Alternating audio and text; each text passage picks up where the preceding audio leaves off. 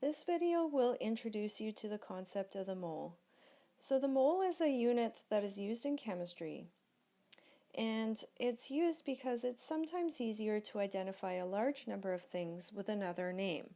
For example, 12 items can be identified as 1 dozen. Far easier to say 1 dozen than it is to say you've got 12 of those items.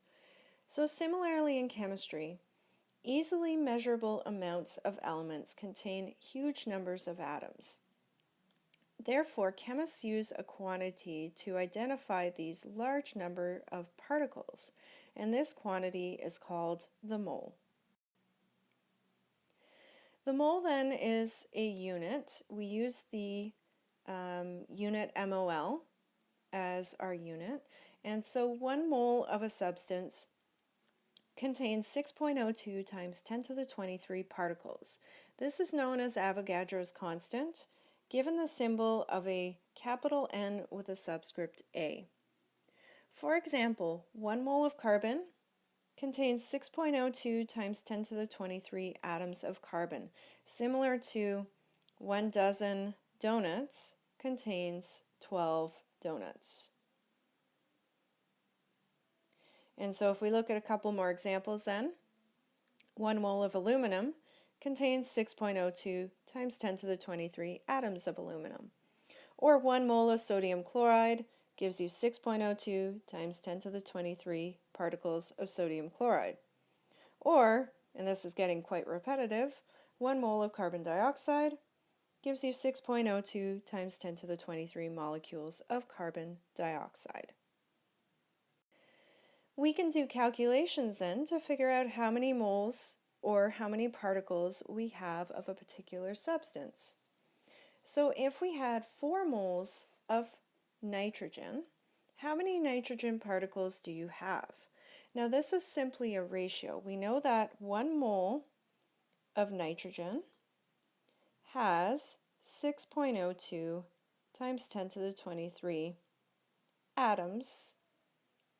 particles of nitrogen. So if we want to figure out how many particles 4 moles of nitrogen has, we can set up a ratio like this where we're solving for x. So in order to do this, we're going to cross multiply, which means x times 1 is just x.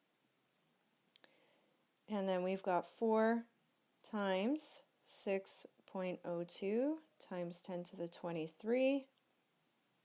And solving that means that x, or the number of particles in 4 moles of nitrogen, is equal to 2.4 times 10 to the 24 particles.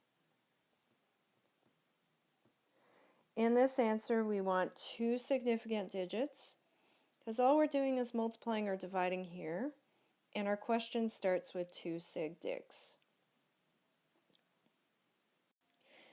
Alright, so similarly we can set up another ratio for this problem.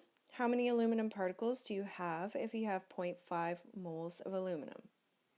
We know 1 mole has 6.02 times 10 to the 23 particles, so 0.5 moles is going to have x number of particles.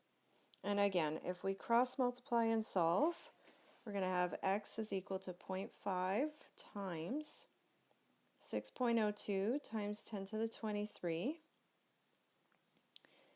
And if we solve this and write its correct significant digits, it's going to be 3 times 10 to the 23 particles of aluminum.